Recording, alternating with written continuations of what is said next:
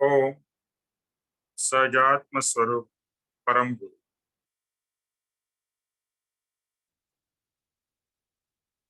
स्वीटी जी, आज आपसे शुरू करते हैं। पेज नंबर बोल के आप स्टार्ट करिए स्वीटी जी, जिनेश्वर की वाणी का। पेज 107, गाथा 3, पेज 107। उपमा आप्यानी जेने तमा राखवी ते व्यर्थ, આપવાથી નિજમતી મપાઈ ને માની છે। ઉપમા આપ્યાની જેને તમા રાખવી તે વ્યર્થ। परम कृपालुदेव कहते हैं मैं मानी छे, अर्थात मैंने मानी है। ऐसी जो जिनेश्वर की वाणी है, उस वाणी की कोई भी तुलना नहीं हो सकती। अक्सर लोग ऐसी दृष्टता कर बैठते हैं कि जिनेश्वर की वाणी की उपमा करते हैं, मतलब कंपैरिजन करते हैं, तुलना करते हैं। परंतु जब जब ऐसी तुलना होती है, तब तब जो जीव तुलना करता है वह जीव खुद ही उससे मापा जाता है कि जीव की खुद की स्थिति कहाँ है। क्योंकि जिनेश्वर भगवान का जो ज्ञान है वह अनंत ज्ञान है, और अनंत ज्ञान की जब अल्प ज्ञान से तुलना की जाए तो खुद की मति बुद्धि की तुलना हो जाती है। ऐसा ही है, जिस तरह से 1 फुट हो और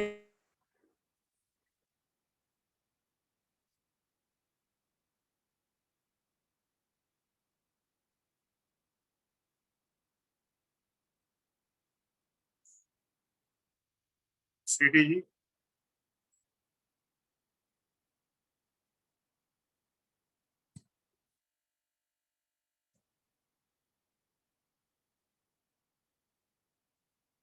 स्वीटी जी का आपको आवाज आ रहा है किसी को? नहीं आ रहा सर, नहीं आ रही। स्वीटी जी, आप हो लाइन पे?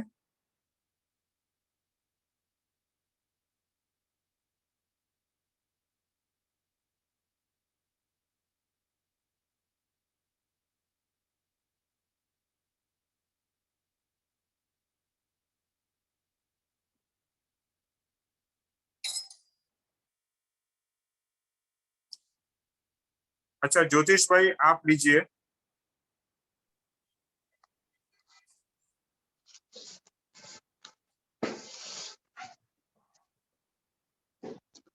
पेज नंबर 107, गाथा 3। उपमा આપ્યાની જેને તમા રાખવી તે વ્યર્થ, આપવાથી નિજમતી મપાઈ મેં માની છે। ઉપમા આપ્યાની જેને તમા રાખવી તે व्यर्थ। परम कृपालु देव कहते हैं मैं मानी छे, अर्थात मैंने मानी है। ऐसी जो जिनेश्वर की वाणी है, उस वाणी की कोई भी तुलना नहीं हो सकती। अगर कोई ऐसी धृष्टता कर बैठते हैं कि जिनेश्वर की वाणी की उपमा करते हैं, मतलब कंपैरिजन करते हैं, तुलना करते हैं, परंतु जब जब ऐसी तुलना होती है, तब तब जो जीव तुलना करता है वह जीव खुद ही उससे मापा जाता है कि खुद की स्थिति कहाँ है। क्योंकि जिनेश्वर भगवान का जो ज्ञान है वह अनंत ज्ञान है, और अनंत ज्ञान की जब अल्प ज्ञान से तुलना की जाए तो खुद की मति बुद्धि की तुलना हो जाती है। ऐसा ही है, जिस तरह से 1 फुट हो और 1 इंच से कोई उसे मापने की शुरुआत करे, यानी कि 1 फुट को 1 इंच की कहे कि अब मैं तेरा माप लेता हूं, तो जहां मापने जाता है वहां उसे पता चलता है कि मैं तो इसका 12वां 12th पार्ट हूं।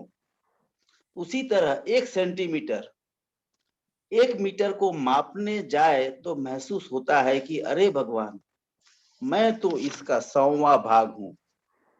1 गज माइल को मापने जाए तो कहेगा अरे भगवान, मैं तो 1780वां भाग हूं। तो जैसे जैसे ज्यादा होशियारी दिखाते हैं, वैसे वैसे पता चलता है कि अनंत का अंश भी हम नहीं है, इसलिए अहो अहो करते हैं।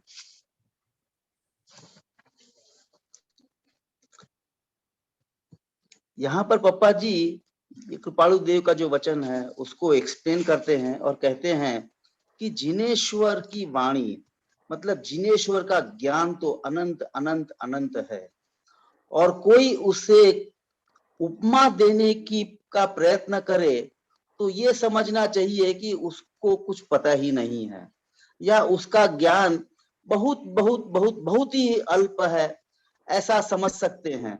और जब भी मतलब कोई कंपैरिजन करने जाएंगे तब मतलब उसी जो कंपैरिजन करने जाता है उसी का अंदाज लग जाता है कि उसको कहां तक मालूम है। मतलब मेनली ऐसा उदाहरण दिया है कि जैसे 1 फुट का नाप लेना है और 1 इंच वाला कहे कि 1 इंच कहे कि मैं तेरा नाप लेता हूं, तो नाप लेने जाएगा तब उसे पता लगेगा अरे मैं तो इसका 12वां भाग हूं। उसी तरह यदि सेंटीमीटर यदि कहे कि मैं मीटर को कहे कि मैं तेरा नाप लेता हूं, तब उसके इमीडिएटली उसको ध्यान में आ जाएगा कि अरे मैं तो इसका 100वां भाग हूं। मतलब मेन पॉइंट ये भी जैसे गज और माइल की बात कर रहे हैं तो उससे भी अंदाज आ जाता है कि जब कोई कभी किसी ज्ञान का कंपैरिजन करने जाता है कि इसका ज्ञान इतना है तो उसी का अंदाज लग जाता है कि अरे उसकी वो अल्प बुद्धि, कोई उसका कंपैरिजन ही नहीं है। मतलब और हमको पता है, हमने पढ़ा भी है, सुना भी है, तो भी हम कभी कई बार कंपैरिजन करते हैं कि कहीं पर स्टेटमेंट सुन लिया जिनेश्वर का तो हम सोचते हैं कि अरे वो पहले इसने कहा था ऐसा ही है। ऐसा नहीं होता है, क्योंकि जिनेश्वर भगवान का ज्ञान एकदम अनंत अनंत अनंत होता है, और वो कभी होशियारी दिखाने की प्रयत्न भी नहीं करना। और जब कभी भी एक और चीज भी जब मैं अपने हिसाब से समझता हूँ कि कभी हम सोचते हैं कि अरे जिनेश्वर ने कहा या कहीं किसी ने कहा या कुछ, हाँ हमको समझ में आ गया, वो भी मतलब वहां पर अटक जाते हैं। एक वाक्य कहा हो, एक शब्द कहा हो, उसमें भी अनंत अनंत ज्ञान समाया रहता है जिनेश्वर की वाणी में। तो उस तरीके से हम जब कभी भी सोचेंगे तभी हमारी प्रगति होती है। जब कभी हमने सोचा कि हाँ ये जिनेश्वर की वाणी थी और ये मतलब ये हमने कहीं पर पढ़ लिया, सोच सुन लिया और समझ लिया, हाँ हाँ हाँ अभी समझ में आ गया, तो ये मैं ये सोचता हूँ कि फिर वहां पर वो फिर अटक जाता है। क्योंकि एक कई बार हम लोगों ने ये भी पढ़ा है, सुना है कि एक वाक्य में या एक शब्द में अनंत ज्ञान समाया रहता है जिनेश्वर की ऐसी वाणी। और कभी जब आप कभी एक बार पढ़ते हैं, एक बार पढ़ा तो समझा, फिर दूसरी बार उसको पढ़ते हैं तो तब ध्यान में आता है कि हाँ ये अलग नए हो गया, हमने नए निक्षेप की बात की। तीसरी बार पढ़ते हैं तो तीसरा नए आता है, तब हमें लगता है कि अहो अहो जिनेश्वर की वाणी मतलब कहाँ कहाँ कितना ज्ञान है उसमें। तो इस तरीके से इसको लेते हैं, और पापा जी ने उसको कुछ नापने का उदाहरण इंच है, सेंटीमीटर है और माइल का उदाहरण दे करके ये जो बताया, एक्सप्लेन किया, उससे तुरंत अपने को अंदाज लग जाता है।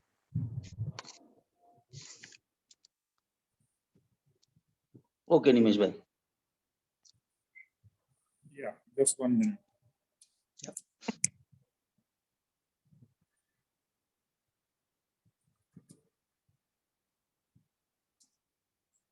थोड़ा बैटरी चार्ज नहीं हुआ है, प्रॉब्लम है। ओके,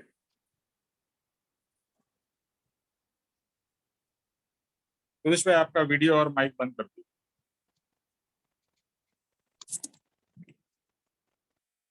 उपमा आप्यानी जेने तमा मापवी राखवी ते व्यर्थ, आपवाથી निज मति मपाई में मानीच।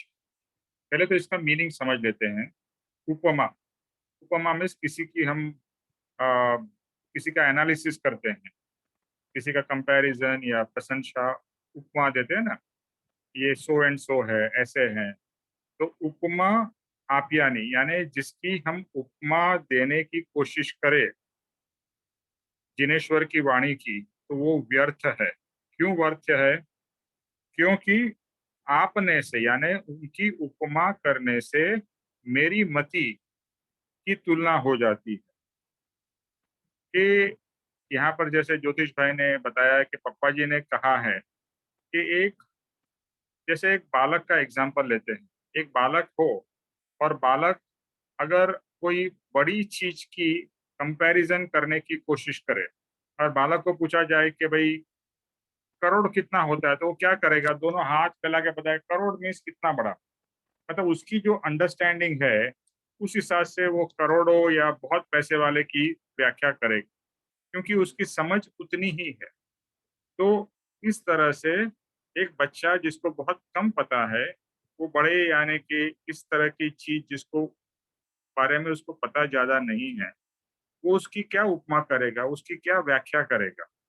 तो यहाँ पर कृपाणु देव कहते हैं कि जिनेश्वर की वाणी की मैं क्या उपमा करूं, और अगर मैं उपमा करने जाता हूं तो उसमें मेरी ही मति यानी मेरी ही कितनी बुद्धि है या मेरी कितनी समझ है, उसी की तुलना हो जाती है या उसी का मापदंड हो जाता है।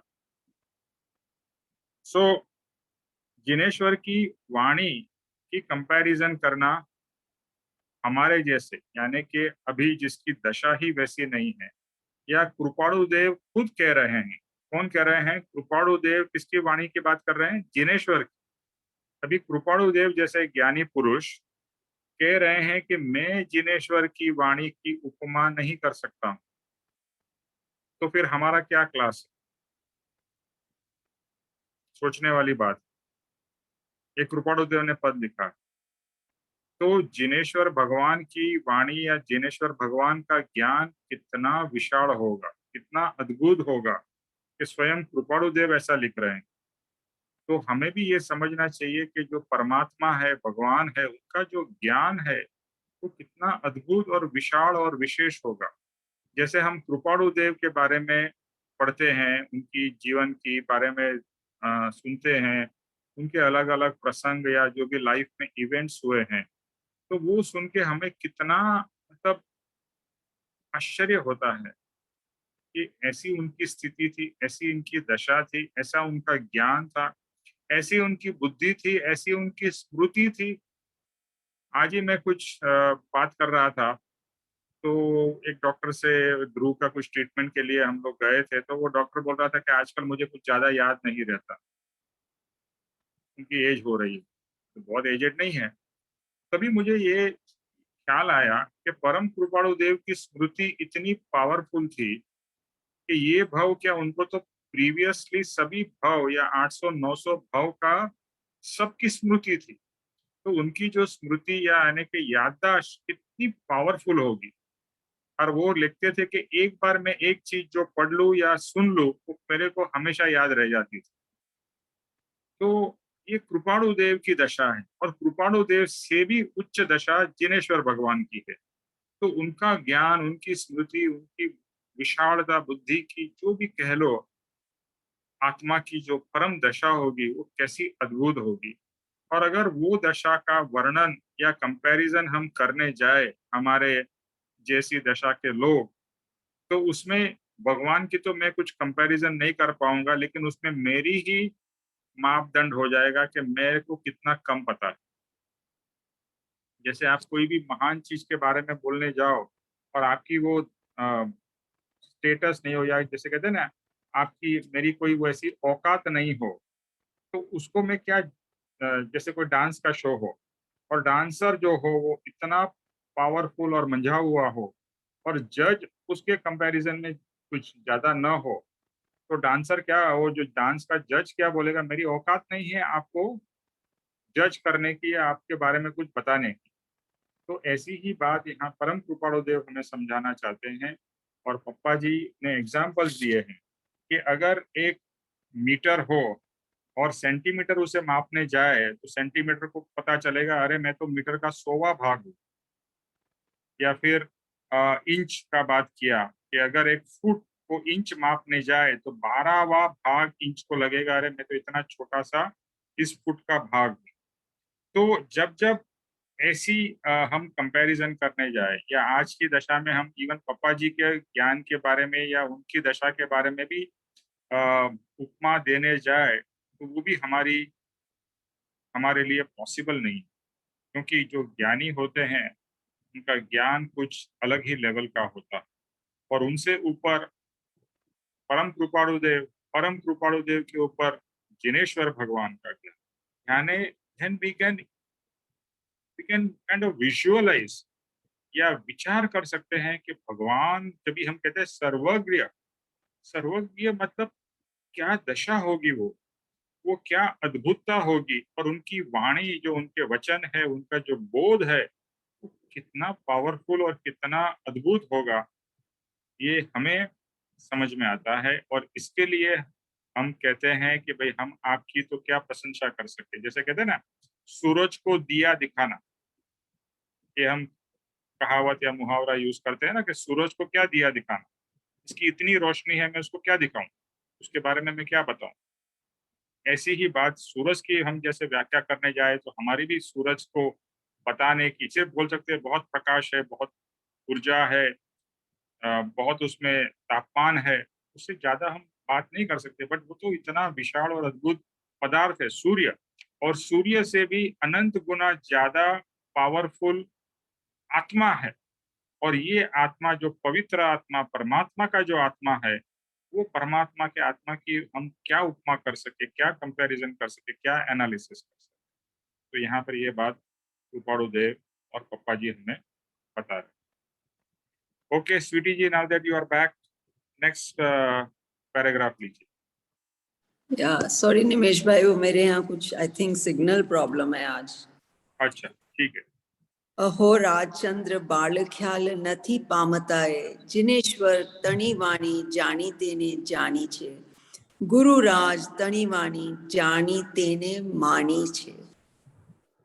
अहो राजचंद्र बाल ख्याल नथी पामताए, अहो जिनेश्वर की वाणी ऐसे भजें और उसे जाने और माने अनुभव से।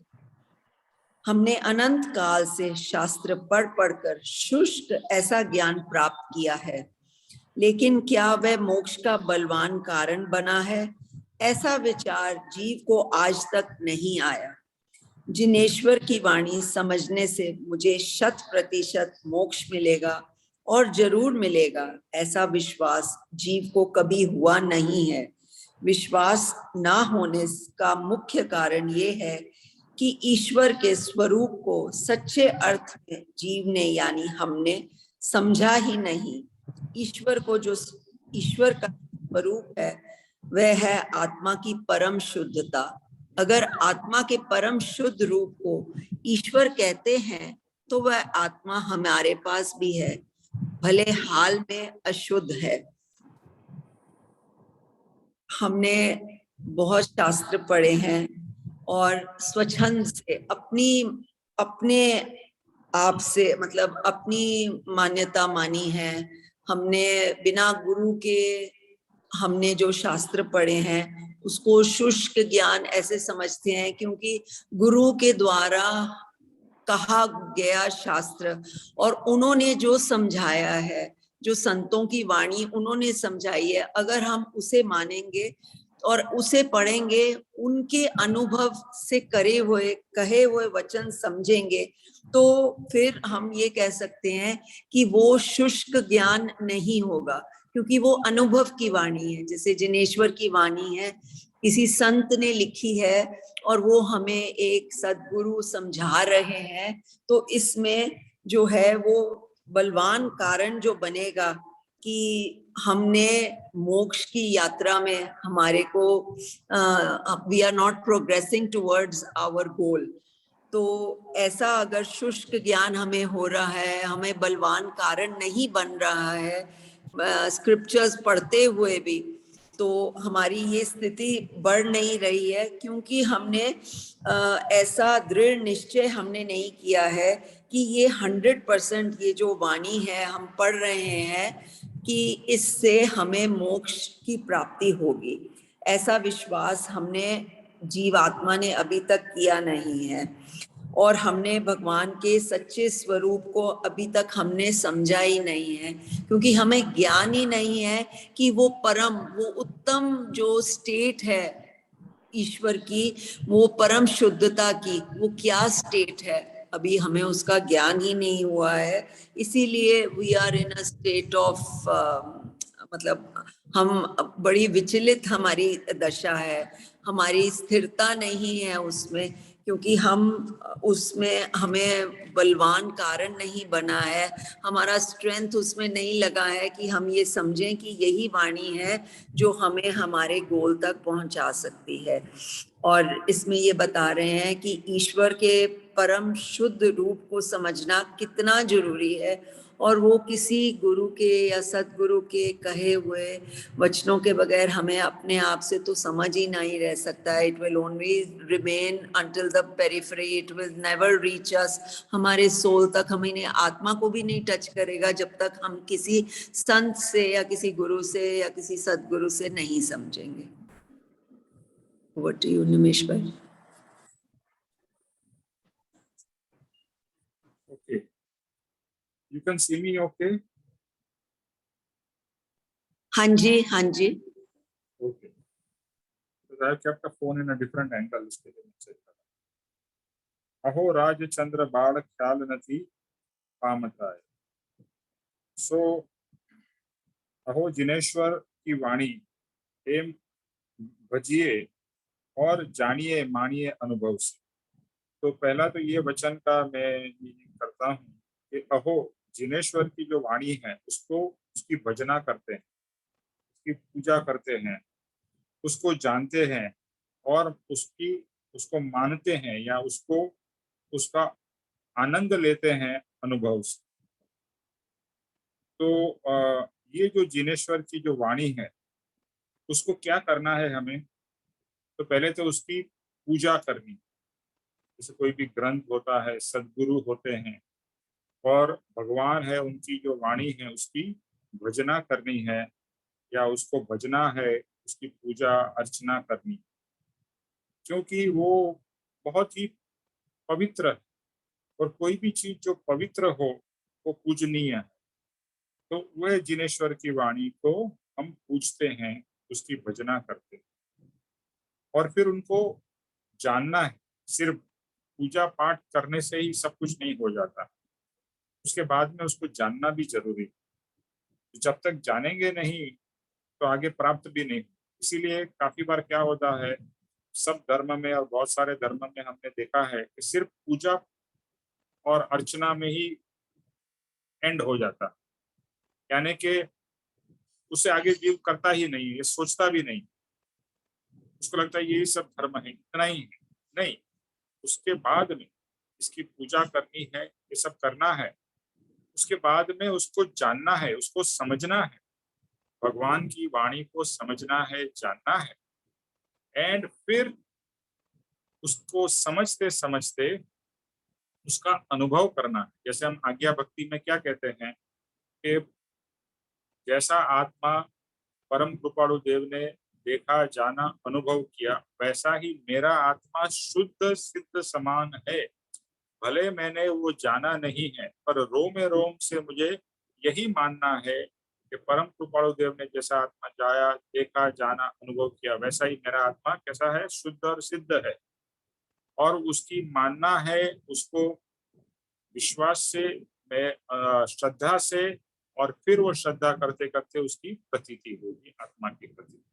तो यहाँ भी यही समझाना चाहते हैं कि जिनेश्वर की जो वाणी, अभी यहाँ पर जिनेश्वर की वाणी हो रहा है। वाणी मतलब कोई गीत की बात नहीं हो रही है, उनके बोध की बात हो रही है, उनके ज्ञान की बात हो रही है। और वो जो ज्ञान है, उनका जो बोध है, उसको इस तरह से, यानी भगवान की कोई पुस्तक हो, जैसे वचनामृत हो, या कोई भी पुस्तक हो, जैसे परिभ्रमण की संपूर्ण आहुति, उसको बहुत ही हम प्रेम से वंदन करते हैं।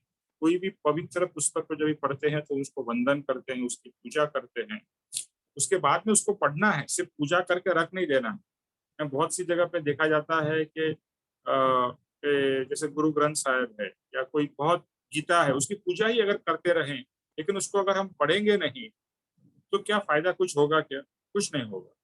पूजा की, आपने उसके भाव अपने व्यक्त किए, वो ग्रंथ के प्रति, वो गुरु के प्रति, उसको बाद में पढ़ना है, पढ़ के समझना है, समझ के उसको गुरु के द्वारा, दूसरे कोई लिविंग गुरु के द्वारा उसको अपने जीवन में उतारना है। और वो उतरने के बाद में अपने जीवन में जब ये उतरेगा तो जाके वो हमारे अनुभव में आए। सो अनंत काल से हमने सिर्फ शास्त्र वांचन किया बिना गुरु, इधर पूजा की, ग्रंथ की, या अपने आप ग्रंथ पढ़ लिए। और अपने आप ग्रंथ पढ़ा तो हमारी मति यानी हमारी समझ कितनी है। अगर कोई बच्चा जिसको सिर्फ ABCD आती है, उसको कहा जाए कि बेटा तू ये न्यूज़पेपर पढ़, आपने देखा होगा छोटा बच्चा जिसको बराबर आता नहीं है, सिर्फ ABCD सीखा होगा, तो वो कैसे पढ़ेगा? A पा बी डा डी ऐसा पढ़ेगा ना, थोड़ा वचन ही नहीं पढ़ पाएगा।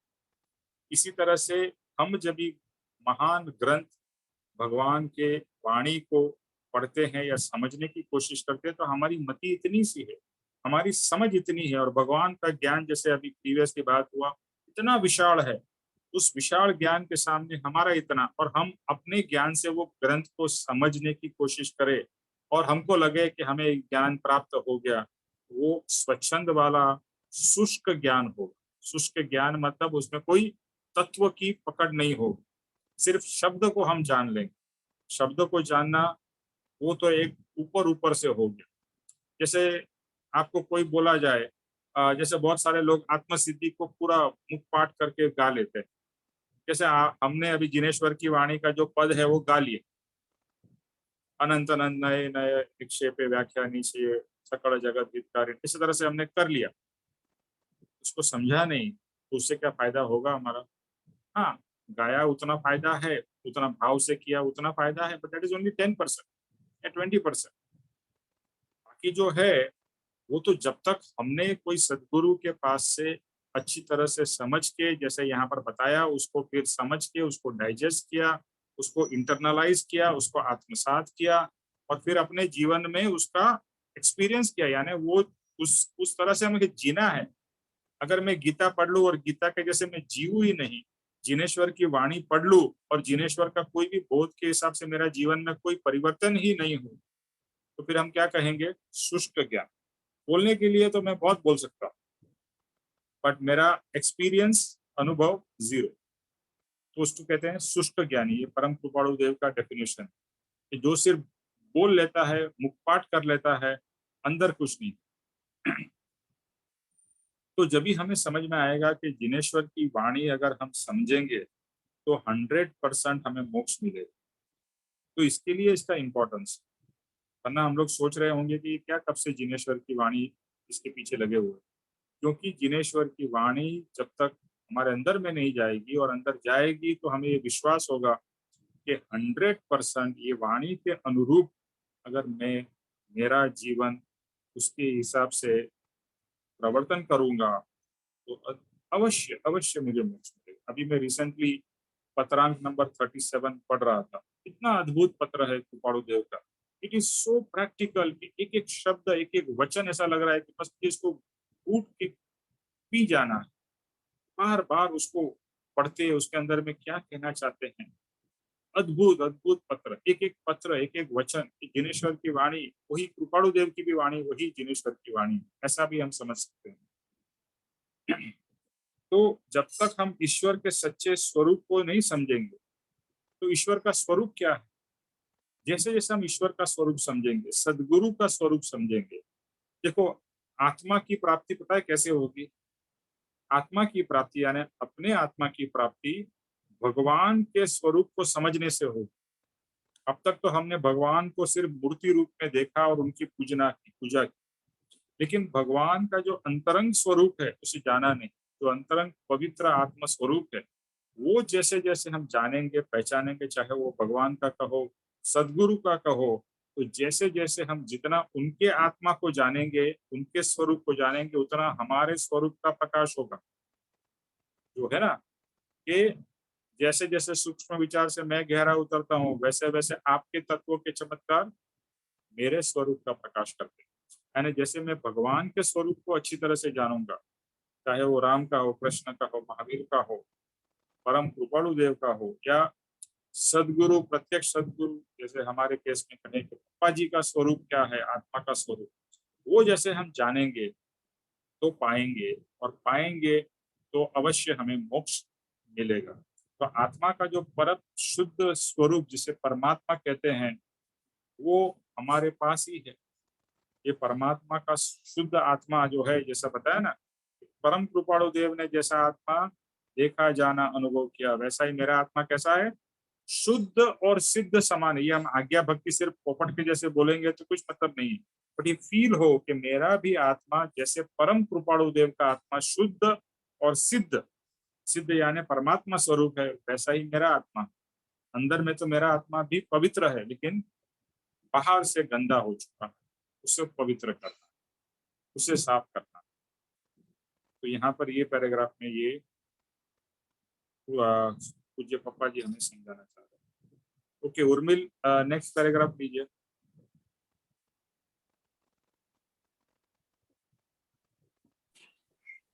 हाँ निमेश भैया, एक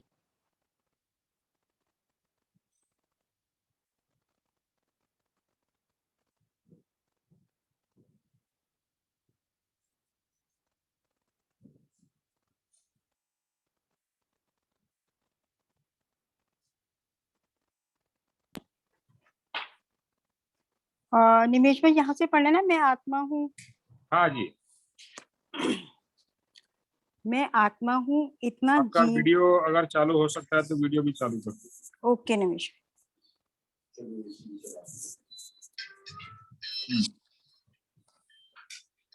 मैं आत्मा हूँ इतना जीव ने तय कर लिया, परंतु फिलहाल यह आत्मा कर्मों से जकड़ा हुआ है।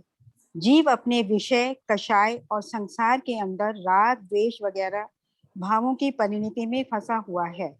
ऐसा हर एक भाव कर्म बंधन का कारण है, जिससे आत्मा मलिन होता जाता है, शुद्धता घटती जाती है और आत्मा अशुद्ध होता जाता है।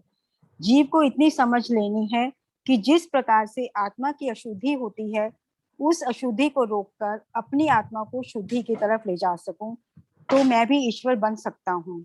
2, 5, 15 भव में आत्मा का निर्माण जरूर होगा। ईश्वर पद जिसे कहते हैं, उस पद की मुझे, आपको, सभी को प्राप्ति संभावित है, जरूर संभावित है।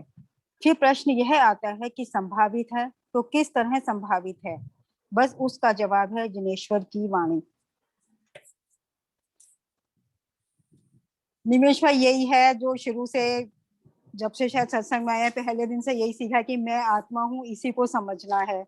देह से भिन्न आत्मा ही जिस दिन समझ में आ जाए, तो ये सब जो हम इतने मोह माया संसार में जकड़े हुए हैं, बुरी तरह से कषाय पे कषाय करते जा रहे हैं और राग द्वेष में फंस जाते हैं। जिस दिन हमें ये पता लग जाए कि राग द्वेष से हमें कैसे बाहर आना है, और जो भी हम भाव करते हैं, जो सोचते भी हैं, शब्द बोलते हैं, वही हमारे कर्म बांध देते हैं, और जिससे हमारा आत्मा और ज्यादा मलिन हो जाते हैं और ज्यादा कषायों में फंसता चला जाता है, और शुद्धता की तरफ नहीं हम जा पाते और अशुद्ध होता जाता है। और जैसे वही शीशे के ऊपर जैसे वो चढ़ता रहता है और हम धूल, और जब उस धूल को साफ करते तभी शीशा नहीं रहता, वैसे ही हमारी आत्मा के ऊपर भी इतने कषाय चढ़ते चले जा रहे हैं, चिपके जा रहे हैं, चिपके जा रहे हैं। तो हमें इतनी समझ लेनी है कि आत्मा की जो अशुद्धि है उसको हमें रोककर हम जिनेश्वर जी की वाणी और गुरु की कृपा से ही हम शुद्धि की तरफ जा सकते हैं। और जैसे नर से नारायण बन सकते हैं हम सभी, जैसे अब परम कृपालु देश जी भी थे, और जितने भी ये हैं सब अपनी आत्मा को शुद्ध करके, आत्मा के बल को समझ के, और आत्मा हूँ देह से भिन्न, तभी वो इतने ऊपर की इतनी ऊंची पदवी पर पहुंच सके जिनके आज हम वाणी सुन भी रहे हैं। और हमें भी अगर वो समझ में आ जाए तो 15 भव के अंदर, ऐसे पापा जी भी कहते हैं ना कि अगर तुम आत्मा को समझ लोगे तो 15 भव में तुम्हें जरूर मोक्ष मिल जाएगा। तो वही इसमें भी कहा है कि भाई जिसे बाबा जी ने कहा कि 2, 5, 15 भव में आत्मा का निर्माण होगा। तो बस वही है कि हमें आत्मा को, अपने आत्म बल को स्ट्रॉन्ग से स्ट्रॉन्ग करना है, और जिनेश्वर की वाणी को बहुत अच्छे से समझ के और उसको फॉलो करें, तभी हम कुछ कर पाएंगे। ठीक है, अब आप बताओ। आपका माइक म्यूट कर,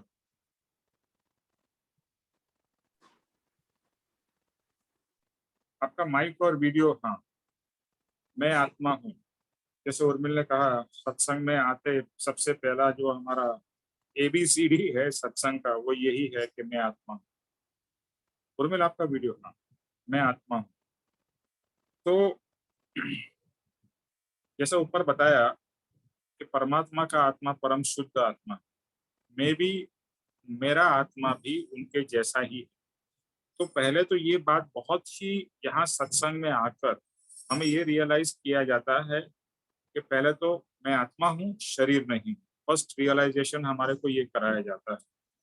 दूसरा रियलाइजेशन ये भी कराया जाता है कि हमारा आत्मा जो अंदर से जो है वो तो पवित्र और शुद्ध ही है। जो उसका बेसिक नेचर है वो पवित्र शुद्ध ही है। उसका जो गुण है कि जैसे आनंद, शांति, प्रेम, उसका बेसिक नेचर अंदर में पड़ा हुआ है। तो फिर हमारा बिहेवियर क्यों ऐसा नहीं है? ये हम सबको प्रश्न होता ही होगा और होता है।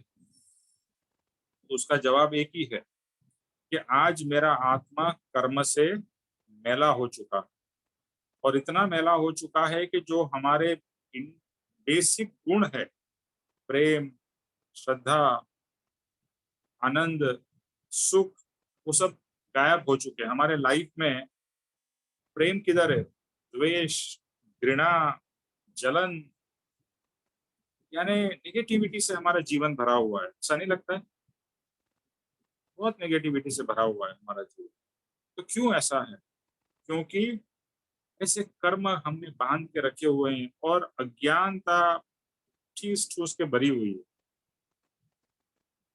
कोई सच्चे गुरु मिले नहीं, सच्चे गुरु मिले तो उनकी हमने बात सुनी नहीं, और अपने ही दिमाग से स्वच्छंद से कि मुझे बहुत पता है, मुझे मालूम है, मुझे क्या किसी की जरूरत है, डूबते रहे और अपने ही विषय और कषाय के अंदर राग और द्वेष करते रहे। यानी विषय कषाय, यानी कोई भी चीज देखते हैं तो तुरंत हमारा मन उसमें चिपक जाता है।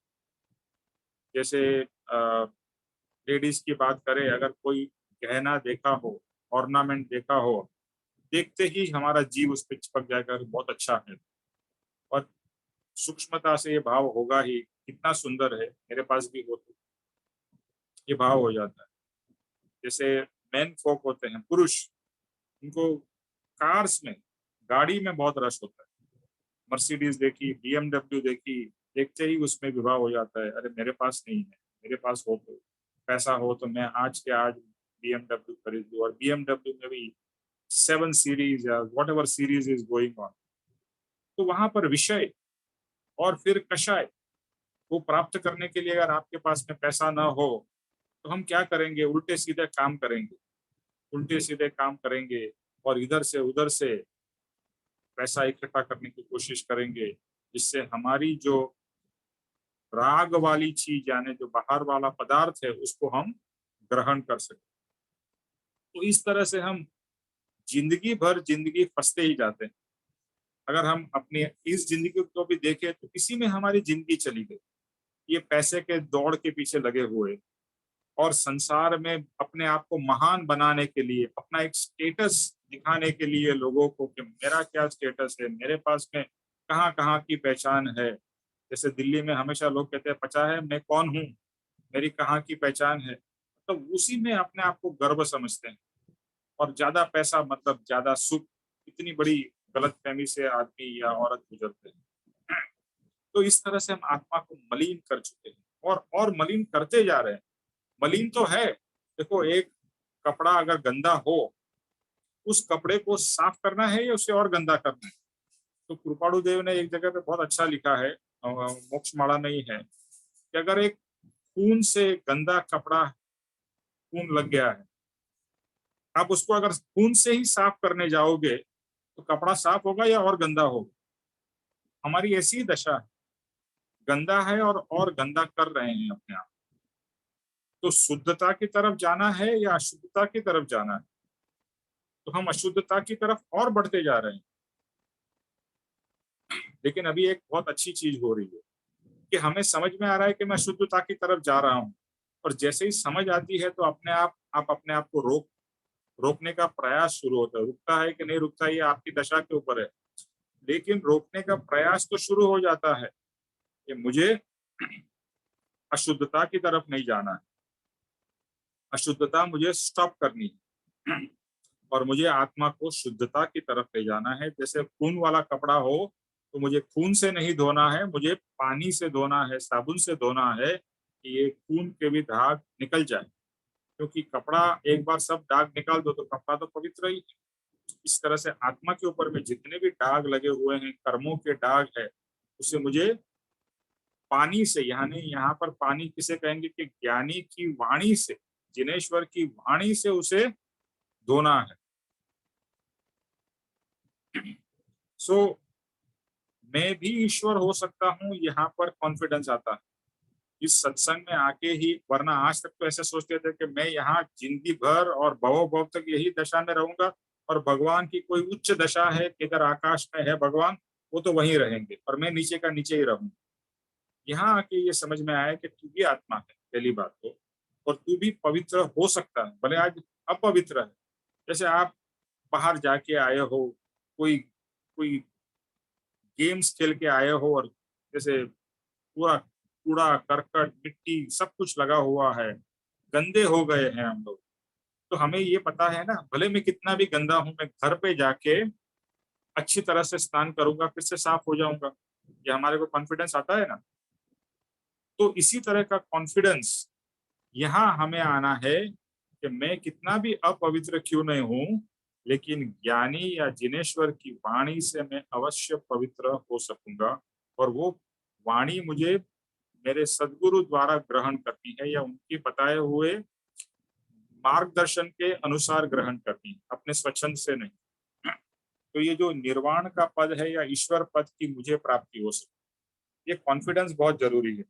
ये कॉन्फिडेंस, जैसे कोई ओलंपिक्स में, अभी ओलंपिक्स होने वाला है, टोक्यो ओलंपिक्स, अगर अभी जैसे इंडियन कंटिजेंट गई है, अगर उनको अंदर से कॉन्फिडेंस ही नहीं हो कि हम कोई मेडल जीतेंगे, तो वो अवश्य कोई भी मेडल नहीं जीते।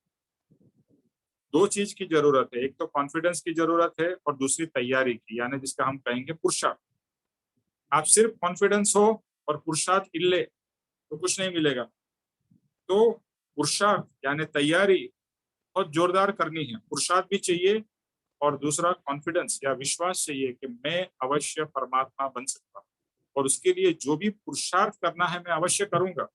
जैसे कोई स्टूडेंट पढ़ता है तो उसे कॉन्फिडेंस तो है ना कि मैं ग्रेजुएट बनूंगा, मैं इंजीनियर या डॉक्टर या सीए या जो भी आर्ट्स कॉमर्स जो भी मैं करना चाहता हूँ मैं अवश्य बनूंगा।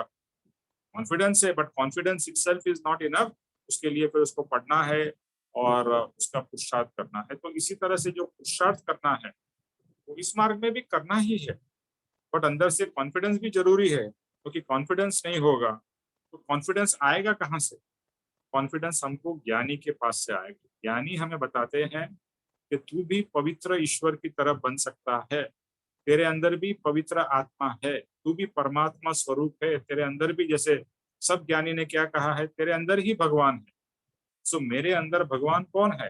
वो अंदर बैठा हुआ पवित्र आत्मा, वही परमात्मा है, और कहीं ढूंढने नहीं जाना है, अंदर ही जाना है। लेकिन अंदर जाने का मार्ग है ना, वो जिनेश्वर की वाणी द्वारा, यानी परमात्मा की वाणी द्वारा अंदर जाने का मार्ग है। तो जो ईश्वर पद है वो, उसकी प्राप्ति मुझे भी हो सकती है, आपको भी हो सकती है, किसी को भी हो सकती है, प्रोवाइडेड वो प्राप्त करना चाहे और राइट गाइडेंस ले तो ही उसे प्राप्त हो, वरना उसके बिना वो संभवित नहीं है। तो जिनेश्वर की वाणी जो सदगुरु द्वारा मिलती है, देखो यहाँ पर एक कंडीशन और है, जिनेश्वर की वाणी और वो सदगुरु द्वारा मिले तो कल्याणकारी हो। सदगुरु के मार्गदर्शन से हम उसको फॉलो करें तो कल्याणकारी। ओके, नेक्स्ट पैराग्राफ, हर्ष जी। हर्ष जी। सर अभी आप किसी और को बोल दीजिए प्लीज। ओके, रामदास।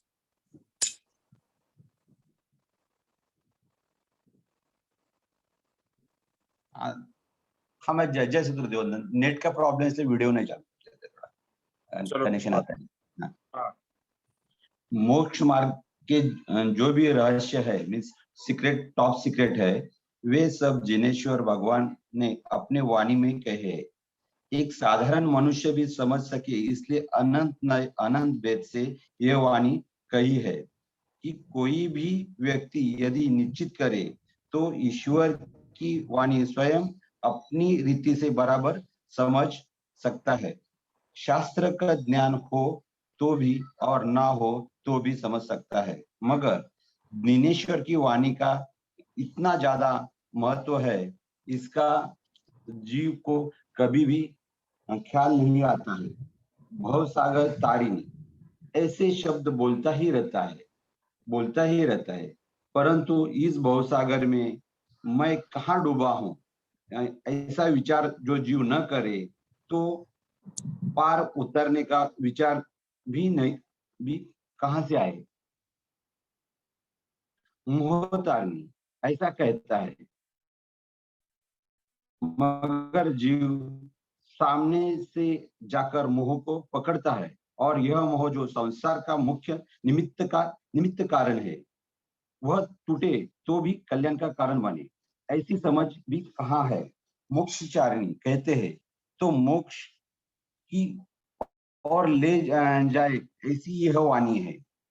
हृदय में ऐसा विश्वास कॉन्फिडेंस हो तभी इस वाणी के सूक्ष्म भेद जानने की जीव को इच्छा होती है।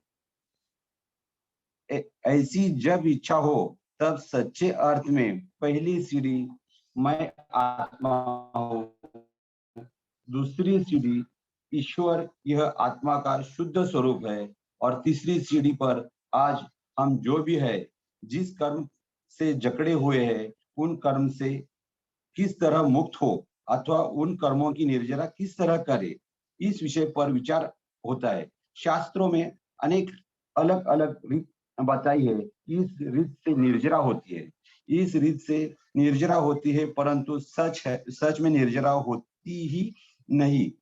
कर्म से छूट सकते हैं कि नहीं, उसकी चौकसी में वेरिफिकेशन किसी ने नहीं की। सिर्फ मुंह से बोलते हैं कि तब करे तो निर्जरा होती है, व्रत से निर्जरा होती है, और जब से निर्जरा होती है, वगैरह वगैरह, परंतु सच में निर्जरा होती है कि नहीं, इसकी चौकसी कभी नहीं की। इस गाथा में जो बताया है, तो इसमें मोक्ष मार्ग का जो रहस्य है, इसके बारे में जिनेश्वर भगवान ने जो वाणी दी है, इसमें उन्होंने जो जिनेश्वर की वाणी में अनंत नए अनंत भय से वाणी लिखी हुई है। तो ये वाणी जो कोई शास्त्र का जो अभ्यास किया हुआ हो वो भी समझ सकता है, और जो नॉर्मल आदमी है वो भी समझ सकता है। इसी तरह से ये वाणी लिखी हुई है।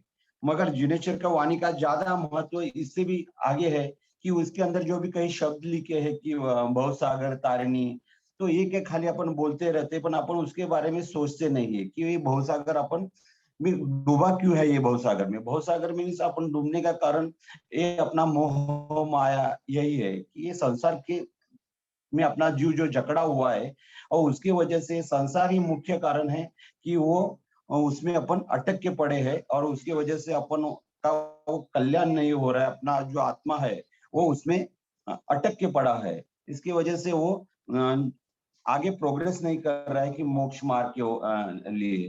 तो वो जो भवसागर को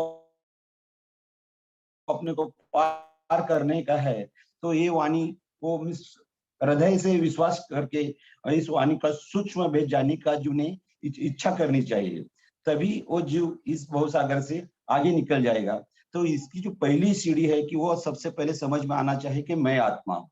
जब एक अपने को समझ में आएगा कि सबसे पहले कि मैं आत्मा हूँ, कि जो भी जिनेश्वर भगवान का जैसा आत्मा वैसा ही मेरा भी आत्मा है, और मुझे उनकी तरह बनने का है, तो उससे पहली सीढ़ी ये है कि मैं आत्मा हूँ। वो उसका जो जिनेश्वर भगवान का जैसा शुद्ध स्वरूप है वैसा ही मेरा आत्मा का शुद्ध स्वरूप है, लेकिन एक कर्म के कारण है, तो ये जो मोह जाल के वो ये पड़ा हुआ है उसके ऊपर कर्म का जो उसके वजह से वो आत्मा का शुद्ध स्वरूप नहीं दिखाई देता है।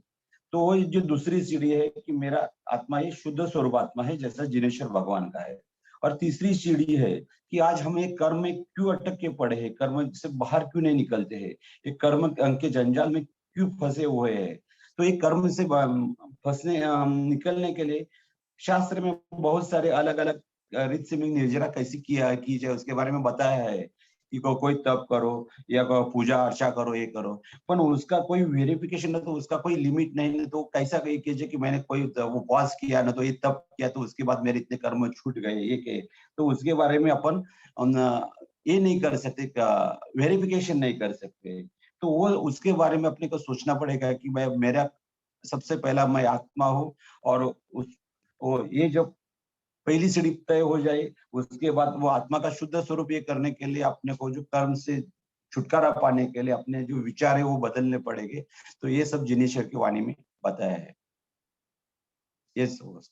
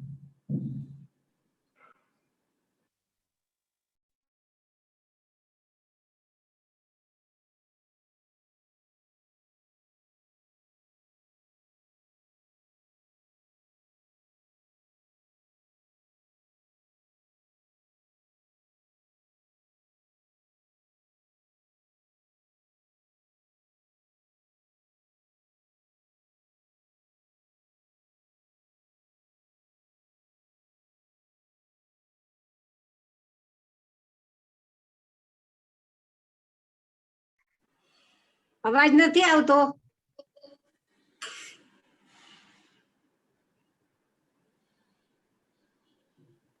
हेलो, हाँ, अच्छा, स्टार्टिंग से आवाज नहीं आ रहा है कि अभी आवाज नहीं आ रहा है? स्टार्टिंग से नहीं अभी आवाज आ आवाज। रहा है, स्टार्टिंग से नहीं आ रहा है। अभी अरे तो बोलना था ना, मैं इतना सब बोल रहा था ऐसे ही। नहीं, मुझे लगा मेरे नेट का कुछ प्रॉब्लम है कि इसलिए मैंने वापस रिकनेक्ट कर दिया, ऐसा लगा मुझे। ओके ओके, सॉरी सॉरी, यहाँ पर म्यूट हो गया था। तो जिनेश्वर भगवान ने मोक्ष मार्ग का सीक्रेट दिया। ओके, तो मोक्ष मार्ग का जो सीक्रेट है, वो मोक्ष मार्ग का सीक्रेट उन्होंने रिवील किया। ऐसा नहीं कि खुद मोक्ष प्राप्त कर लिया और दूसरा किसी को नहीं बताया।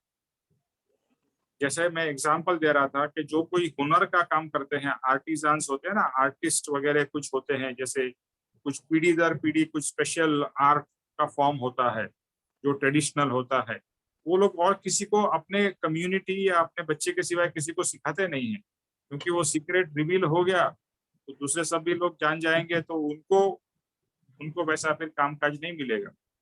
लेकिन यहाँ पर उल्टा है कि भगवान जो है वो सब सीक्रेट रिवील करके गए हैं अपनी वाणी में, अपने बोध में, अपने शिष्य को बता के गए हैं, जिन्होंने सब शास्त्र लिखे हैं।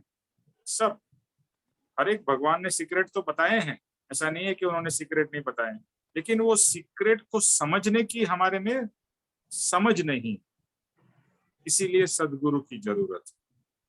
और दूसरा जो बार बार कहा जाता है कि सदगुरु की जरूरत क्यों है, कि कभी कोई चीज करनी भी है और कभी चीज नहीं भी करनी। जैसे आप जंगल में से जा रहे हो और जंगली जानवर वगैरह रहेंगे, तो चलना भी है और कभी रुकना भी है। इट डजंट मीन कि परमानेंट रुकना है, इट डजंट मीन कि परमानेंट चलते जाना है। कभी चलना है, कभी रुकना है। कहाँ चलना है, कहाँ रुकना है, वो गाइड जो आपके साथ में होगा वही आपको बता सके, वो किताब में नहीं बता सकते। किताब में ओवरऑल गाइडेंस दे सकते हैं कि ऐसा होने पे चलना चाहिए, ऐसा होने पे रुकना चाहिए, बट प्रैक्टिकली तो जब तक कोई प्रैक्टिकल पर्सन नहीं बताएगा वो पॉसिबल नहीं है। तो भगवान ने और गुरु जो सदगुरु है, उन्होंने के पास भी सीक्रेट्स है, और सीक्रेट वो लोग देना चाहते हैं, लेकिन किसको देंगे? जिसके अंदर में वो सीक्रेट को समझने की और उसको इम्प्लीमेंट करने की कैपेसिटी हो। इसीलिए हमने आज ग्रंथ पढ़े हैं, ऐसा नहीं है, अनंत भव से हम लोग ग्रंथ पढ़ते आ रहे हैं, लेकिन हमारा मोक्ष क्यों नहीं हुआ? क्योंकि उसको समझना, वो सीक्रेट को समझना, उसको समझ के इम्प्लीमेंट करने के लिए जो इन बिटवीन जो वाया मीडिया एक चाहिए वो है सदगुरु। वो नहीं होने से वो वाणी को हम प्रॉपरली ग्रहण नहीं कर पाते या ग्रहण करके उसको अमल में नहीं ले पाते थे। तो शास्त्र क्या ज्ञान हो या न हो कोई फर्क नहीं पड़ता है, एक सच्ची समझ लेनी है और अंदर से स्ट्रॉन्ग डिजायर कि मुझे मोक्ष की प्राप्ति करनी है। ये भव सागर तारिणी जो लिखा है कि मुझे भव सागर से पार होना है। आज के दिन में तो किसी को भी भव सागर से प्यार नहीं होना है, सबको भव सागर में डूबना है। आज के हर एक व्यक्ति का वर्तन देखे तो क्या वो भव सागर से पार होना चाहता है या भव सागर में डूबे रहना चाहता है? तो मेजॉरिटी सब लोग भव सागर में डूबे ही रहना चाहते हैं। जितना संसार है और संसार को बढ़ाना चाहते हैं, संसार से पार नहीं होना चाहते। तो हमारी बहुत ही खुशनसीबी है और हमारा बहुत ही सौभाग्य है कि हमें पप्पा जी मिले, परम कृपालुदेव मिले, जिनेश्वर भगवान की वाणी मिली। ये हमारा सद्भाग्य है कि हम ये समझ पा रहे हैं और ये सब जंजाल में से छूटने का हमें मार्ग मिल रहा है। To come out of this whole thing जिसमें भवो भव से अटके हुए हैं। तो सिर्फ शब्द से नहीं, पहले तो रियलाइज करना है कि मैं डूबा हुआ हूँ। देखो एक अभी ओशो का एक अच्छा आया है, मैं व्हाट्सएप पे आपको सबको शेयर करूंगा। पर उसमें जब भी रियलाइज होता है कि मैं डूबा हूँ या डूबने वाला हूँ और मैं मर जाऊंगा, अंदर से ऐसा रियलाइजेशन हो और तभी जीव क्या करता है तो वो अद्भुत है। लेकिन मैं डूब रहा हूँ और मुझे कोई फिक्र ही नहीं है तो आप मरने वाला ही हो ना। लेकिन मैं डूब रहा हूँ ये रियलाइज हो और मुझे डूबना नहीं है, मुझे मरना नहीं है और मुझे किसी भी तरह से तैरना है और बाहर आना है। ये जो अंदर से फीलिंग हो, ये संसार है ना, समुद्र है और संसार के समुद्र में हम डूबते ही जा रहे हैं और हमें और संसार चाहिए, मतलब और समुद्र में डूबने की ही हम इच्छा करते हैं। इसके लिए कृपाणुदेव ने क्या कहा है, मात्र मोक्ष अभिलाष। मात्र मोक्ष अभिलाष मीन्स मात्र मुक्ति चाहिए मुझे। मात्र मीन्स सिर्फ, और कोई चीज की मुझे इच्छा नहीं है। ये चीज मैं प्रैक्टिस करने की कोशिश करता हूँ लेकिन डिफिकल्ट है क्योंकि संसार की इच्छाएं प्रकट हो जाती है।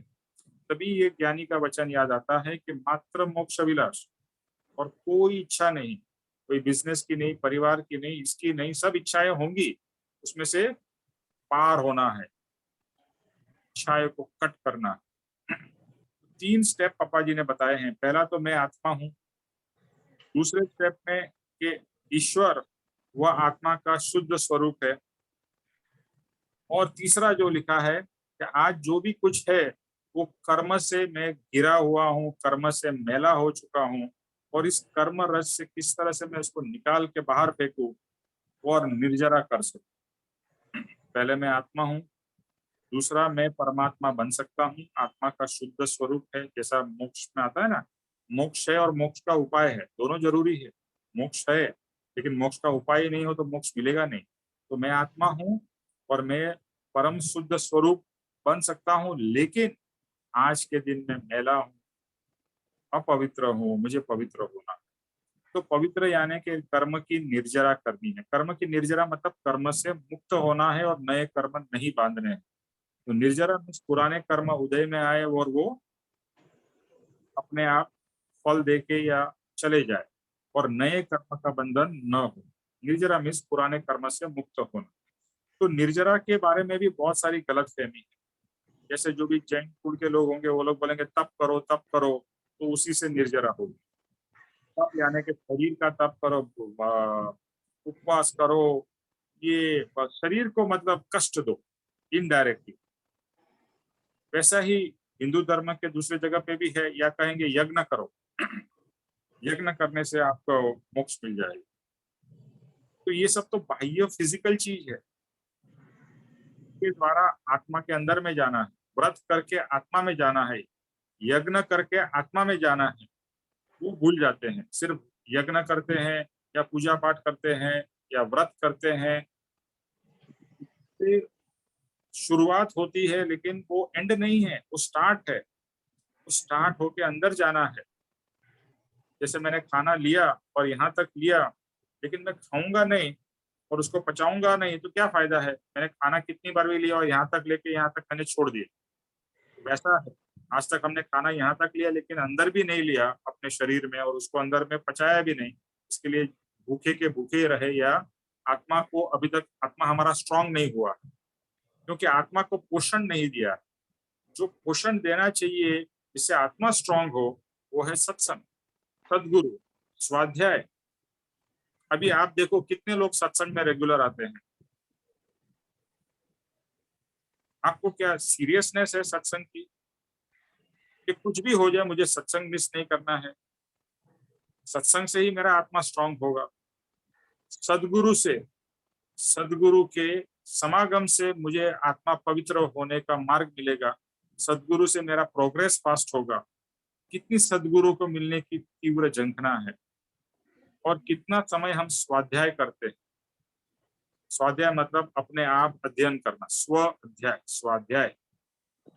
लास्ट टाइम मैंने शेयर किया था कि पूज्य पापा जी ने जो बताया है क्या करना है, उसमें थोड़ा और मैं ऐड करना चाहता हूँ। मैंने बताया उसमें से कि पूज्य पापा जी ने कहा है कि हर एक मुमुक्षु को 1.5 से 2 घंटा, मैं रिपीट करता हूँ, आधा घंटा मैंने लास्ट टाइम बोला था, आधा घंटा नहीं, 1.5 से 2 घंटा सिर्फ नित्य क्रम के ऊपर फोकस करना है। और नित्य क्रम सिर्फ गाना नहीं है, क्योंकि नित्य क्रम तो जैसे हमने स्टार्टिंग में किया सत्संग के शुरुआत में, तो 20-25 मिनट में हो जाता है नित्य क्रम। 1.5 से 2 घंटा पापा जी ने कहा। तो नित्य क्रम के जैसे अभी हम क्या कर रहे हैं, जिनेश्वर की वाणी, एक एक शब्द को, एक एक वचन को पढ़ रहे हैं, डाइजेस्ट कर रहे हैं। तो वैसे पूज्य पापा जी ने कहा है कि आपको एक एक चीज को डाइजेस्ट करना है। तो आज्ञा भक्ति में क्या है, वो आज्ञा भक्ति जैसे अभी हमने बोल तो हम लोग 5 मिनट में आज्ञा भक्ति जा सकते हैं, लेकिन उसको समझने के लिए तो शायद पूरा भाव निकल जाएगा, उसको इम्प्लीमेंट करने के लिए। तो 1.5 से 2 घंटा पूज्य पापा जी ने ये सबके लिए कहा है, ये हमारे लिए गुरु की आज्ञा है। तो हमें ये नित्य क्रम को 1.5 से 2 घंटे तक उसको बोलना है, लेकिन बोलने से कहीं ज्यादा उसको समझना है, और समझने से कहीं ज्यादा उसको ग्रहण करना है, और एक एक लाइन को, एक एक शब्द को बहुत ही डेप्थ में करना है। ये होगा हमारा स्वाध्याय, ये हर एक को करना है। अगर लोग बोलेंगे मुझे क्या जरूरत है, मैं क्यों करूं, मत करो। कोई कंपल्सन तो है नहीं, कोई पाबंदी तो है नहीं, लेकिन आपको क्या मोक्ष जाना है? यहाँ पर जो लिखा ना, क्या मुझे भवसागर से पार होना है? अगर होना है तो करो। अगर होना है तो गुरु ने कोई ऐसा पनिशमेंट तो दिया नहीं, ये तो गुरु ने तो हमारे कल्याण के लिए कहा है कि हर कोई ये करे, और 3 महीने तक ये करते रहे, उसके बाद में परिभ्रमण की संपूर्ण आहुति पढ़ना है। अभी तो हमने शुरू कर दी है, तो हम कर रहे हैं। हाँ बोलो शकुन। सॉरी निमेश भाई, सॉरी गलती से लग गया था। जय सतगुरु वंदन। जय सद्गुरु। तो ये तीनों चीजें, सत्संग, नियमित तरीके से सत्संग अटेंड करो, क्योंकि वही तो एक है हमारा बैटरी चार्जिंग। जैसा भी मेरा फोन की बैटरी डेड हो रही थी, तो बैटरी को मैं चार्ज नहीं करूंगा तो ये बैटरी डाउन हो जाएगी, फोन ही बंद हो जाएगा। ऐसा हमारा आत्मा का चार्जिंग नहीं होगा तो आत्मा ही डेड हो जाएगा। डेड होगा मतलब आत्मा तो कभी मरता नहीं है, बट आत्मा पूरा जड़ जैसा हो जाएगा। तो 3 चीज, सत्संग, सदगुरु की भक्ति, और सदगुरु को मिलने की स्ट्रॉन्ग डिजायर, और तीसरा है स्वाध्याय। तो स्वाध्याय जो पापा जी ने कहा है अभी सबके लिए है, जो भी मुमुक्षु और जो इस मार्ग में है उन सबके लिए ये आज्ञा है कि हर एक को नित्य क्रम 1.5 से 2 घंटा डिटेल में करना है। उसको अभी जैसे मैं मेरी बात करूं तो मैं भी कंफ्यूज हो गया, मैं बोला 1.5 घंटे तक कैसे करेंगे? तो फिर अभी मैं एक एक लाइन लेता हूं और अपने विचार उस लाइन के ऊपर लिखता हूँ। ठीक है, जैसा है कि जैसा हम अभी कर रहे हैं ना, एक ही लाइन ले रहे हैं ना। कौन सी लाइन ली है हमने कि अहो राज चंद्र बाण ख्याल नती पाम, एक ही लाइन के ऊपर पापा जी ने 2 पेज का विवेचन लिखा है। इसी तरह से यहाँ पर हमें कॉपी नहीं करना है, हमें अपने विचार से एक एक लाइन का एक अच्छी सी नोटबुक लीजिए, और एक एक आज्ञा भक्ति के एक एक वचन मंगलाचरण के एक एक वचन उसके ऊपर मैं अपने विचार से जो समझ में आए, डोंट ट्राई टू फील करे मुझे तो कुछ, अरे आपको सब आता है और नहीं आता है, जितना भगवान से प्रार्थना करिए, कृपाणु देव से प्रार्थना करिए, ये भगवान जो पप्पा जी ने कहा है वो मैं कर सकूं। तो मैं सोचना है, कर विचार तो पाम, आप अंदर तक जाओगे नहीं तो आत्मा की प्राप्ति कैसे होगी, नहीं होगी ना। तो सीरियसली रियली, मतलब सीरियस, यहाँ पर सीरियस वो उस तरह से मैं सीरियस नहीं कहना चाहता हूँ, आनंद तो लेना ही है, आनंद आना चाहिए, ये करने की इच्छा होनी चाहिए। मुझे तो ऐसा लगता है कि जैसे ही कभी भी फ्री हो तो आत्मा के बारे में पढ़ना, सोचना, यूट्यूब में वीडियोस देखना, सत्संग सुनना, उससे आत्मा को पोषण मिलता है, आत्मा स्ट्रांग होता है। तो उससे हमें सिचुएशन जो है ना प्रैक्टिकल लाइफ की, तो बहुत अलग अलग तरह की आती है, हर एक के जीवन में आती है, उसको फेस करने के लिए आत्मा को स्ट्रांग बनाना है। ये आत्मा की व्यायामशाला है या आत्मा का जिम है, जिम में जाओ, आत्मा को स्ट्रांग बनाओ। ओके, नेक्स्ट पैराग्राफ, शकुन आप next paragraph.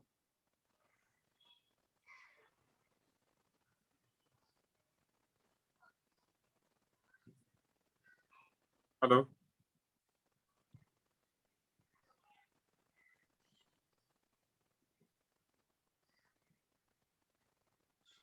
Okay Savita ji आप लोग।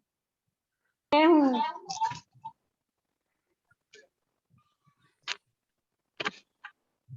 एक नन्हा बालक जैसे कोई बात नहीं समझता, उसी तरह जगत के जीव सभी घोर अंधकार में अर्थात मिथ्यात्व रूपी अंधकार में रहकर किसी भी तरह का प्रबल पुरुषार्थ करके जिनेश्वर की वाणी को यथार्थ समझाने का पुरुषार्थ भी नहीं करते। इसलिए इन सभी जीवों का बाल जीव कहा है, अज्ञानी जीव कहा है, मिथ्यात्वी जीव कहा है। चाहे जितनी भी धर्म की आराधना करते हूँ, मगर जो परिणाम मिलना चाहिए अर्थात आत्मा कर्म से रहित होते रहना चाहिए, ऐसा परिणाम ना मिलता हो तो जीव अंधेरे में है, मिथ्यात्व है, ऐसा समझना चाहिए। जिनेश्वर, आगे पढ़ो। नहीं बस, बाल ख्याल इसमें ये बताया है कि जैसे एक बच्चे छोटे बच्चे को कोई बात समझानी होती है तो वो हम किस तरह के तर्क देते हैं, उसको सारे तरफ अंधकार, जगत के जीव सभी घोर अंधकार में अर्थात मिथ्यात्व रूपी अंधकार में रहकर किसी भी तरह का प्रबल पुरुषार्थ करके जनरेशनल वाणी यथार्थ समझाने का पुरुषार्थ भी जो संसार के लोग हैं वो इस जिग्नेश्वर की वाणी को जैसे हम एक बच्चे को नहीं समझा पाते, उसी तरह जो संसारिक जीव हैं जिग्नेश्वर की वाणी को नहीं समझ पाते। और चाहे जितने भी धर्म, चाहे कितना भी धर्म की आराधना करें और फिर भी वही परिणाम जो मिलना चाहिए वो नहीं मिलता, क्योंकि उनको ज्ञान नहीं होता। तो वो ज्ञान तभी मिलेगा जब हमें जिग्नेश्वर की वाणी का खुद को ज्ञान हो, मीन्स कि जिग्नेश्वर की वाणी को समझने की हमें शक्ति हो या ज्ञान हो, तभी हम दूसरे किसी को समझा सकते हैं। ओके,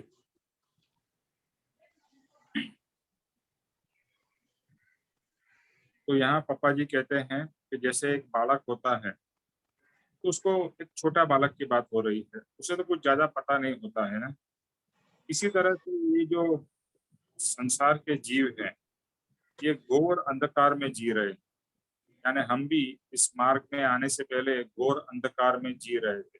अभी हमें कुछ रोशनी की फ्लिकर्स दिखाई रही है कि हाँ मैं अब तक अंधकार में था, अब तक अंधकार में था, वो मुझे पता ही नहीं था। आप सोच लीजिए, आपको जन्म से ही अंधकार में आपको रखा गया हो तो आपको पता भी नहीं होगा कि अंधकार से आगे क्या है। जैसे एक बच्चा होता है, माँ के गर्भ में होता है तो अंधेरे में ही रहता है ना, वहाँ तो लाइट नहीं है ना, अंधेरा है, तो वो 9 महीना अंधेरे में है और फिर वहां से बाहर निकलता है तो उजाले में आता है। अभी 9 महीने तक जब ये अंधेरे में है तो उसे तो वही लगता है ना कि यही जीवन है, यही यहाँ पर ही सब कुछ है, इसके सिवा और कोई जीवन ही नहीं है। तो इसी तरह से हमारा भी सिचुएशन ऐसा ही है कि हम मिथ्यात्व में जी रहे हैं और हमें लगता है यही सही है, इसके सिवाय और कुछ नहीं है। जैसे मेजॉरिटी संसारी जीव को यही लिखता है कि बस जीवन में पैसा बनाना और पैसे से मोज शौक करना, और वही जीवन है, और वही करते करते मर जाना। यही होता है ना, हर एक का जीवन में क्या होता है, उसी में जीवन चला जाता है। और एवरीबडी इज स्ट्रगलिंग, हर कोई पैसे वाला भी स्ट्रगल कर रहा है और जिसके पास में पैसा नहीं है वो भी स्ट्रगल कर रहा है। सबकी हालत एक जैसी है, सिचुएशन भले अलग है। तो ये जो मिथ्यात्व में सब लोग है, सब लोग, चाहे पैसे वाला हो या गरीब हो या मिडिल क्लास वाला हो, हर एक जो है वो मिथ्यात्व में जी रहा है। और इसी को मिथ्यात्व को ज्ञानी लोग अंधकार कहते हैं, कि अंधकार में जी रहा है। और किसी भी तरह का अगर बलवान पुरुषार्थ करके जिनेश्वर की वाणी को समझने का पुरुषार्थ नहीं करता है तो उसे बाढ़ जी मतलब बच्चे जैसा, समझ नहीं। जैसे हम बताए बच्चे को तो क्या समझ है, इसी तरह से जो मिथ्यात्वी जीव है वो बाढ़ जीव, या हमारे जैसे जो शुरुआत भी की है वो भी बाढ़ जीव कह सकते हैं। लेकिन यहाँ पर ज्यादा बाढ़ जीव वो है कि जिसे कोई समझ नहीं है, मिथ्यात्वी है, और कुछ समझता भी नहीं और कुछ करता भी नहीं, दोनों चीज। कुछ समझता भी नहीं है और कुछ करता भी नहीं, तो कैसे प्राप्ति होगी? इसलिए यानी कि ये सब बाढ़ जीव को अज्ञानी कहा गया है या मिथ्या। अभी ये कितने भी धर्म की आराधना करे तो भी क्या होगा कि आत्मा से कर्म से रहित होना चाहिए, ऐसा परिणाम नहीं मिलेगा। क्योंकि जो समझ के बिना करेगा, जैसे अभी बात हुई कि व्रत तप करो, यज्ञ पूजा अर्चना करो, बट समझ ना हो, जैसे अंधकार में हम बात कर रहे हैं, जैसे एक बच्चा कुछ भी करेगा बिना समझ के, माँ बाप की कॉपी करेगा।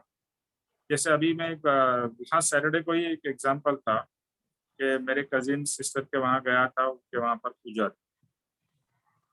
तो जो वहाँ पर जो ब्राह्मण को बुलाया गया था उन्होंने पूजा की, तो मेरे कजिन के लड़के ने देखा, और फिर हम लोग कुछ कारण से लेट पहुंचे थे, तो मेन पूजा तो हो चुकी थी।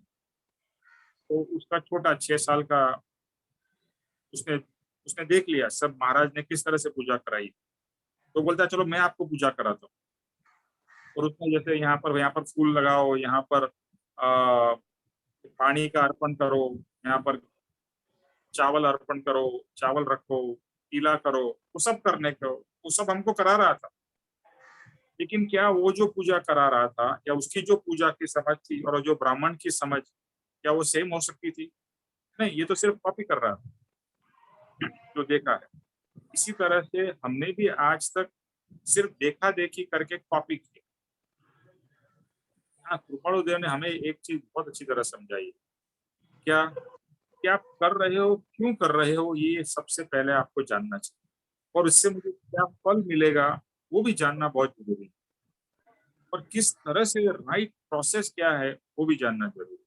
अगर ये सब नहीं रहेगा तो आप जो भी करोगे उसका फल मिलेगा नहीं, और आज तक हमको नहीं मिला है। जैसे पापा जी बार बार कहते हैं, और कृपाणु देव ने भी कहा है कि आज तक तेरा मोक्ष क्यों नहीं हुआ, यानी आज तक मेरा मोक्ष क्यों नहीं हुआ, मुझे सोचना है, सबको सोचना है कि आज तक मेरा मोक्ष क्यों नहीं हुआ, और अभी मैं क्या करूं जो मेरा मोक्ष। ये सब सीक्रेट किसमें लिखा है? जिनेश्वर की वाणी। तो मिथ्यात्व से हमें बाहर निकलना है, सम्यकत्व की तरफ जाना है। सम्यकत्व मतलब सही समझ की तरफ और सेल्फ रियलाइजेशन की तरफ जाना है। तो आज के दिन में हम लोग, मेरे को लगा था ये पूरा हो जाएगा लास्ट वचन, बट अभी टाइम पूरा हो गया है, तो नेक्स्ट टाइम लेंगे।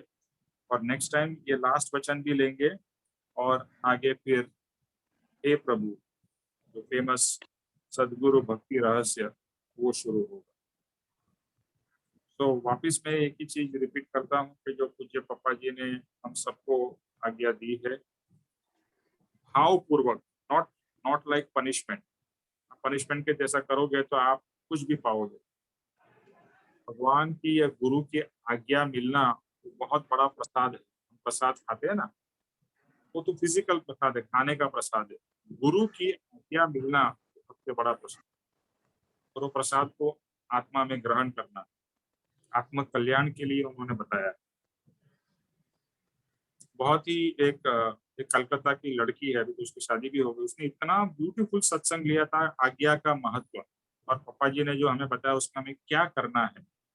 पापा जी ने एक्चुअली एक गुजराती में 10 मिनट का बताया है कि हमें क्या करना है। मैं कोशिश करूंगा उसे हिंदी में लिख के आप लोगों को भेजूं, लेकिन जिस्ट मैंने बता दिया है।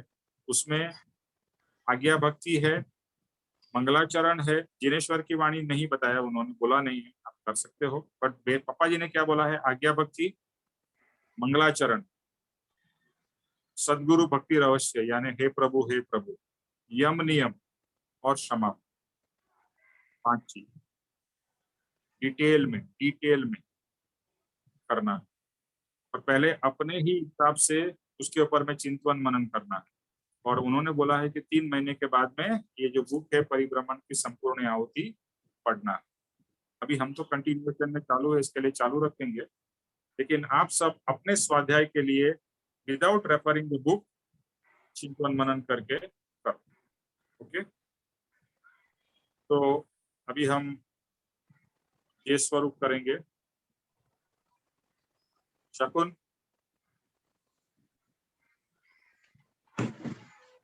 हाँ जी निमेश भाई, जय सतगुरुदेव जी। आप हो और नहीं भी हो, नहीं हूँ, मैं हूँ यहाँ पर मेरे पास सविता जी बैठी है, हम दोनों बात कर रहे थे सत्संग के बारे में। आपको मैंने आपका नाम भी बुलाया, आपको बोलने के लिए भी बोला। अच्छा, अब निमेश भाई तब पहले नहीं थी मैं वहां पर, जहाँ मैं थी नेटवर्क नहीं था चलो वहां पर। ठीक है, कोई बात नहीं। अभी आप जय स्वरूप कीजिए। जी।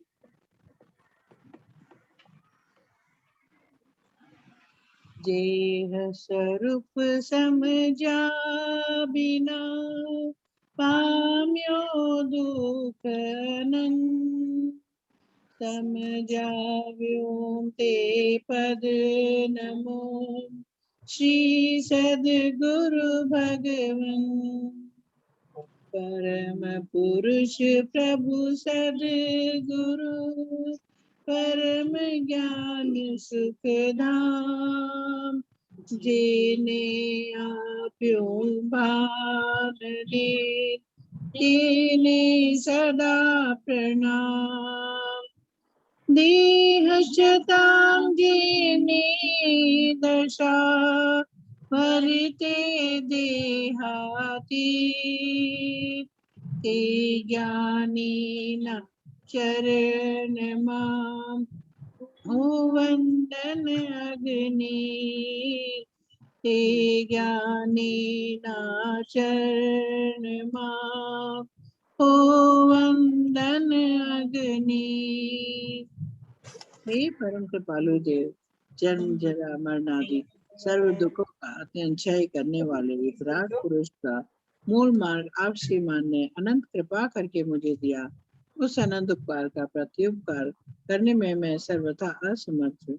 फिर आप श्रीमान कुछ भी लेने में निष्ठुर है, जिससे मैं मन वचन काया की एकाग्रता से आपके चरणारविंद में नमस्कार करती हूँ। आपकी परम भक्ति और वितराग पुरुष के मूल धर्म की उपासना मेरे हृदय में भाव पर अखंड जागृत रहे, इतना मांगता हूँ। सफल हो, सफल हो, सफल हो। ओम शांति शांति शांति। जय